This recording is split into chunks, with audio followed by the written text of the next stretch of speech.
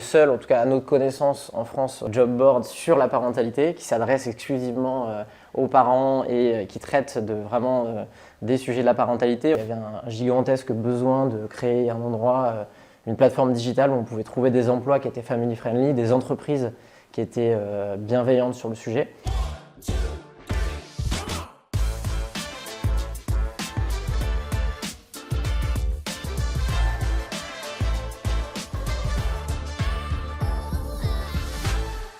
Bonjour Hubert, Bonjour merci d'être parmi nous pour cette session InNow dédiée donc, à la diversité et l'inclusion. Je suis ravie de pouvoir avoir cet échange avec toi, parce que moi je reviens de congé maternité il n'y a pas si longtemps, donc c'est un sujet qui m'intéresse dans tout ce qu'on va se dire. Tu pourrais nous parler de Parents on Board, la genèse, à qui ça s'adresse, qui est votre audience? Parents on Board, c'est une start-up qu'on a fondée en 2022 avec ma grande sœur qui s'appelle Marie, qui est mon associée, donc c'est aussi une histoire de famille en interne. Et effectivement, donc on est la première plateforme à traiter de la parentalité dans l'univers du recrutement. Et on a créé cette entreprise justement à partir du vécu de Marie, qui a été pendant une dizaine d'années salariée dans le milieu de l'édition de marketing. Elle a eu 3 petites filles, elle a eu beaucoup de mal à concilier les deux. Elle est malheureusement passée par une étape de burn-out, elle s'est éloignée du milieu de l'entreprise pendant un certain temps. Elle s'est reconvertie au coaching et elle s'est spécialisée dans l'accompagnement des parents, justement. Et à partir de cette expertise, des rencontres qu'elle avait pu faire à la fois avec des candidats, à la fois avec des entreprises, on s'est dit qu'il y avait un gigantesque besoin de créer un endroit, une plateforme digitale où on pouvait trouver des emplois qui étaient family friendly, des entreprises qui étaient bienveillantes sur le sujet. Parce que forcément, tu l'as certainement vécu.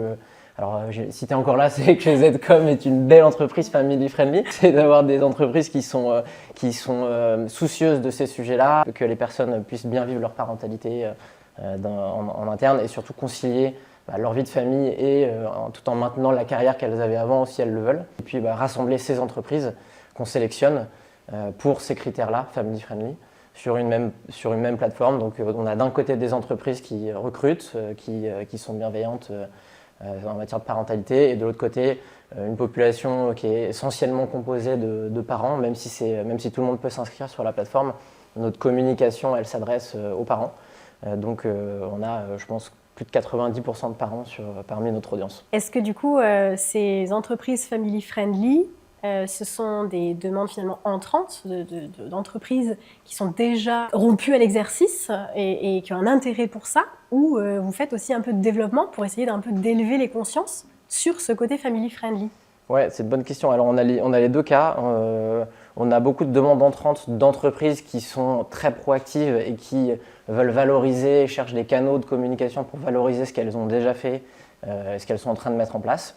Donc, ça peut être des PME comme des grands groupes d'ailleurs, tout secteur d'activité. D'ailleurs, on a été très étonnés par les typologies d'entreprises qui sont venues nous voir.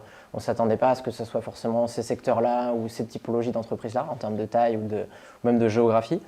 Et on a aussi une partie plus de conseils, d'advisory, où là, avec les outils qu'on a développés, notamment le Family Score, on peut permettre aux entreprises de s'auto-évaluer, d'obtenir des manières de progresser, de mettre en place des nouveaux dispositifs, de se benchmarker aussi par rapport à ce qui est fait sur la plateforme et chez nos meilleures entreprises qu'on appelle les top employers.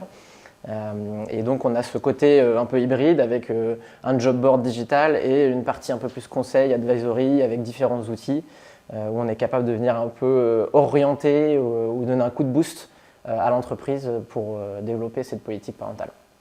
Ok, donc si je résume, on a le job board en termes de fonctionnement, la partie conseil et le score. Ouais. Est-ce que tu peux nous en dire un petit peu plus sur justement ce Family Score? Comment vous fonctionnez? Comment est-ce qu'il est orchestré? Quel est le résultat et comment on le valorise après ensuite? Alors le Family Score, c'est une note sur 100 points qui est composée d'une trentaine de questions sur 3 piliers. Donc il vise à évaluer la politique parentale de l'entreprise. On va regarder la culture de l'entreprise, donc tout sur les sujets de la parentalité, la conciliation des temps de vie, Pour les salariés, ça va être la flexibilité, le télétravail, les process, l'orga. Et le troisième pilier, c'est la maternité et la paternité qui concerne les futurs ou les jeunes parents. Là, on va être plutôt sur les congés spéciaux, sur les modes de garde, sur l'accompagnement dans la maternité, dans la paternité, sur les process internes salariaux, etc. Et cette note sur 100 points, non seulement elle sert à l'entreprise pour se benchmarker, elle sert au candidat sur la plateforme parce que c'est un filtre et donc le candidat peut dire moi je veux voir que les entreprises qui ont plus de 80 et de cette manière ça va mettre en lumière forcément les meilleurs et inciter les autres à progresser pour être encore plus visibles.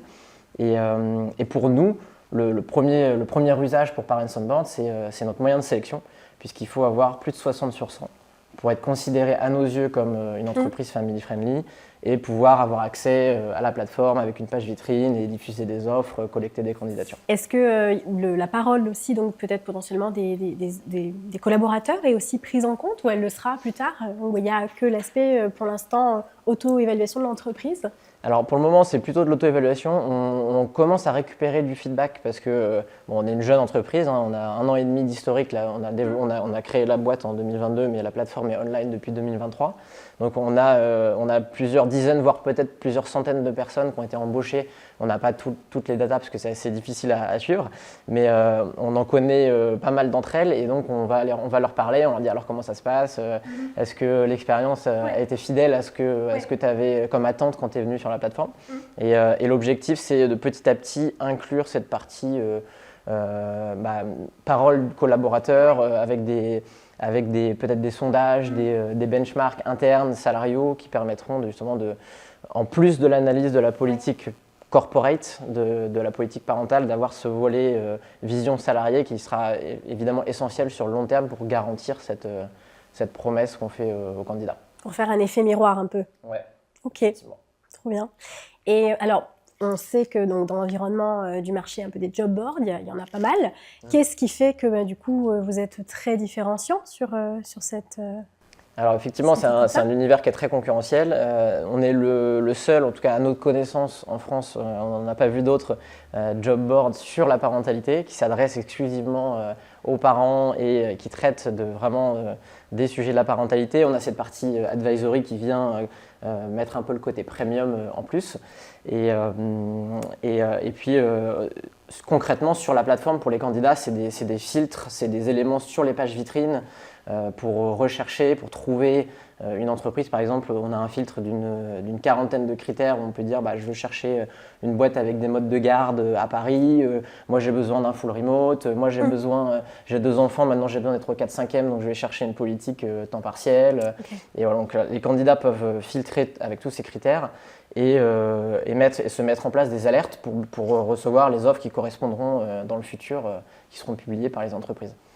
Et pour les entreprises, la différence, c'est que c'est une manière de mettre en avant tous ces sujets-là, ces fameux assets parentalité qu'on peut mettre sur la page vitrine et qui servent de plus il y en a, plus on est visible et plus on ressort dans les filtres. Quels aspects du coup de la diversité et d'inclusion finalement vous répondez si on fait une petite synthèse? L'inclusion, nous c'est l'inclusion de la parentalité, un petit peu plus précisément si on va sur le sujet de la femme, c'était aussi l'activité historique de Marie, c'est l'inclusion des mères, puisque c'est quand même 80% des cas les plus touchés, entre guillemets. Il y a beaucoup d'études qui sont sorties sur le sujet. Celles qui ont forcément le plus de difficultés sont les femmes. Donc c'est l'inclusion de la maternité, de la paternité dans l'entreprise. Et nous ça fait partie vraiment de notre ADN, c'est notre fil rouge. On en a fait notre mission statutairement, juridiquement. C'est inscrit dans nos statuts. Notre mission, c'est de permettre à tous les parents de concilier carrière et famille sans compromis. Donc c'est vraiment quelque chose qui nous porte au quotidien. C'est une histoire vécue de Marie. Et donc l'objectif, c'est vraiment qu'il y ait le moins de personnes qui se retrouvent dans cette situation-là. Et donc, en ce sens, on est un peu une start-up à impact et ça nous tient beaucoup à cœur de porter ces sujets-là et de faire bouger les lignes comme on peut. Donc, si on doit résumer en 3 mots Parents on Board, qu'est-ce qu'on choisit comme mot? Alors, en 3 mots, le premier, je dirais hybridation, parce que justement, notre particularité, c'est le digital avec ce job board qui est assez classique dans son fonctionnement et la partie conseil où on va évaluer et aider les boîtes à s'améliorer là-dessus. Deuxième mot, je dirais le Family Score, parce que c'est quand même notre gros outil phare. On a mis plus de 18 mois à le développer, on a fait plusieurs versions, donc on a beaucoup travaillé le sujet, on en est très fiers et il n'en existe pas d'autres par ailleurs. Et dernier mot, c'est plutôt un chiffre, c'est 89%. Et en fait, quand on parle de parentalité, on se dit ouais, c'est une niche, moi je ne vais pas m'y intéresser parce que mes salariés ne sont pas parents ou que sais-je. Mais en fait, il y a 89% des salariés qui sont parents. Et finalement, ce n'est pas du tout une niche. Et parmi ces 89%, il y en a 82% qui sont prêts à changer d'entreprise pour avoir un meilleur soutien à la parentalité. Donc c'est quand même un gigantesque sujet. Merci Hubert. Merci.